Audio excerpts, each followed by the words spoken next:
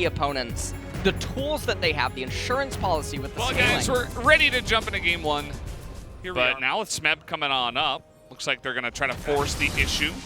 KT will. Nice trade coming in here from Sohan. Yeah, Conqueror did get fully stacked. Here's Destiny Gate. Flash comes out. Fate has Flash too, but... Okay, that's not going to end up doing much. They get the flash out of Gorilla here. They're going to try to burst him down. As down he will go. First blood goes to Orianna, actually. Thought that would be the Ezreal, but in comes Sohan. And now On Fleek is on the run. Galloping on over, but they can't actually take the kill. And now aiming is mid. See if they actually make a big play towards this dragon. Here they go. TF is making it in. Bono is committing to it. There is the smite, but he might go down as the burst damage is enough to take him out. But Gorilla, super squishy after losing the Aftershock. Now On Fleek is as well. Smeb, though, has to get out. That's a nice stopwatch. But can they follow up after this? Smeb is going to go down. Sohan is able to get here. And bait over the wall. He's going to bait Sohan way out of position. And now KT, the rest of the team, is left out to dry. Sohan can't even pick up the kill. That was a fantastic play by Fate to escape, as now Summit is looking for the play. And so they're going to forego the Infernal Dragon. They're losing a lot. I mean, they decide to give up the Infernal. They're like, oh, let's trade for Shirley. And they don't even get her. They don't get the top turret. A little bit of farm is picked up by Sohan. He could have gotten that later.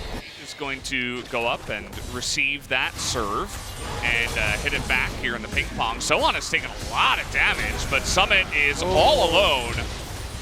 As, Fate comes in, and finally they go for an ult, and now Smeb is totally out of position. He has to flash. Here's Cal.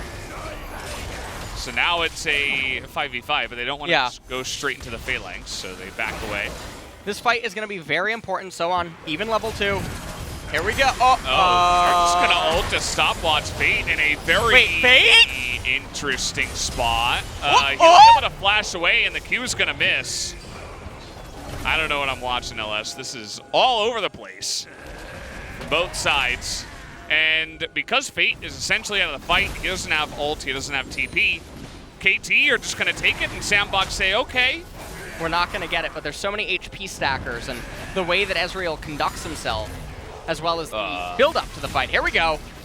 Okay, Smeb is going to flash, but they're trying to burst him down here. He's quite tanky. So many ultimates being used for Smeb, as he's going to try to sacrifice himself for his team to win the fight. This is a questionable teleport coming in from Sohan, as he's just going to be focused down. And it whiffed! Oh, he's not going to go down, actually. Here comes Summit over the wall, and now he's in a bit of danger. What is going on?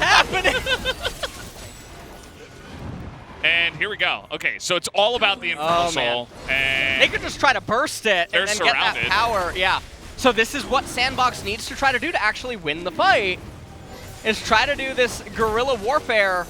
Oh, man, I feel... Okay, Dragon is honestly on Sandbox side. They should tap the Honey Fruit. They should tap the Honey Fruit. Tap the... Yes.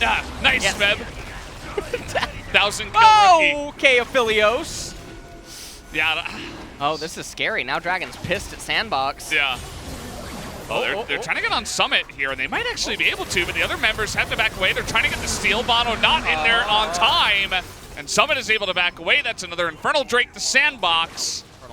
Give up top inhibitor, get Infernal. But what about are they just going to keep pushing?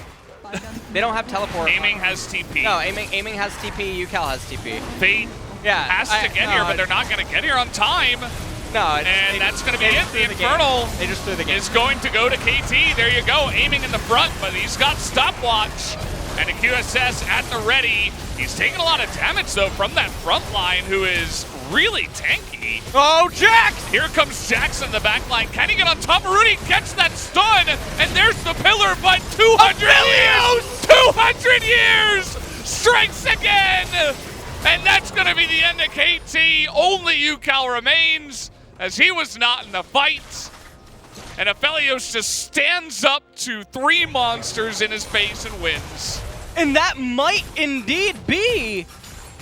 No, it's not. No, Orianna, Shockwave should come up, and Smeb's going to be there too. Do they have a teleport to lock up turrets? No. So it really looked like they had just thrown the game, because Infernal went over. KT could have just disengaged the fight, backed off and everything would have been fine. Smeb's up now, Bono coming in 14. They're just going to try to rush the turret. Oh, they're just rushing it down. They have the tankiness. They're going to try to get in their faces and stun them, and they just got to hit that Nexus, but they're also hitting you, Cal. In goes Smeb, but he doesn't have enough damage. That's going to be the end of the game. And Sandbox take it down. And that was, there was definitely some stuff going on here. I ended up giving the MVP over to Subcribe.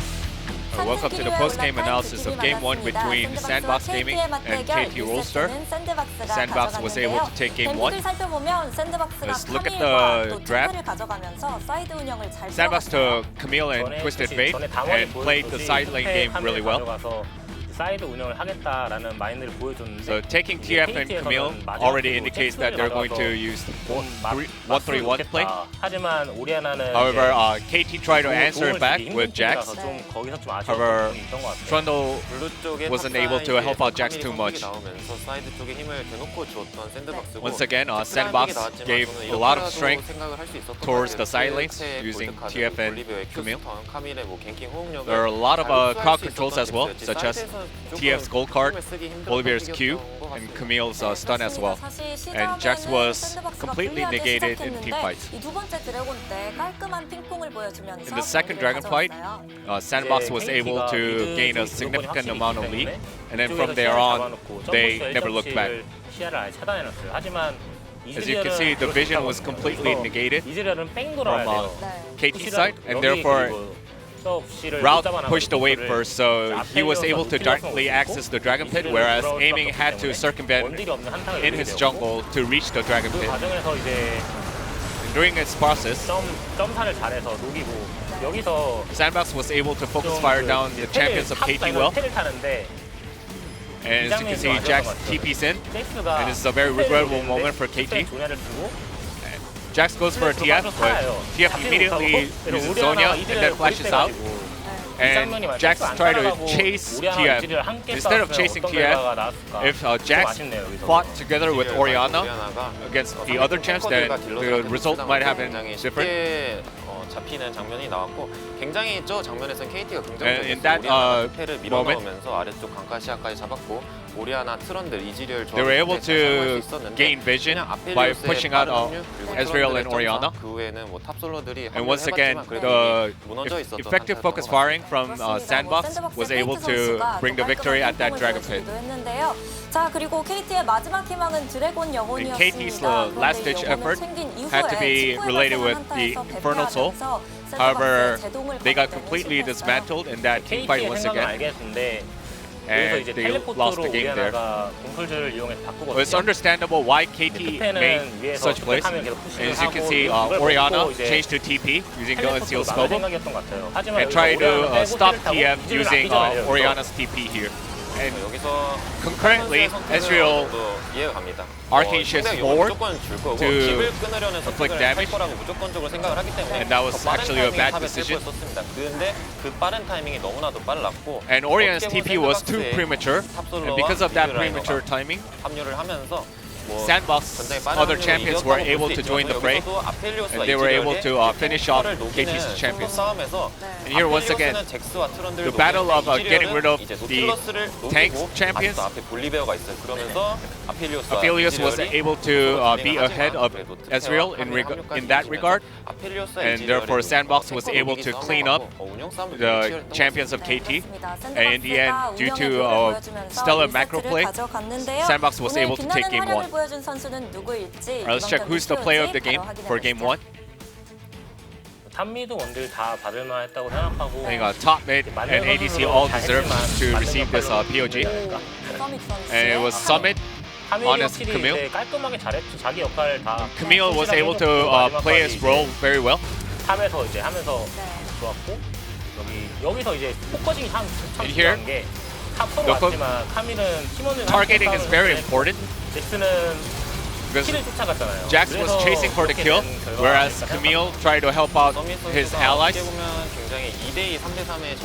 And Camille is very specialized in 2v2 or 3v3 situations, along with Volibear jungle. And Summit was very comfortable throughout the entire game with his Camille pick. I think as long as he stays away from Aatrox, he should be fine. This is his first POG for this split. He received 50% of the votes. Can Yamato Magic continue in Game 2? Or can KT come back in Game 2? Let's check it out in Game 2. Gentlemen.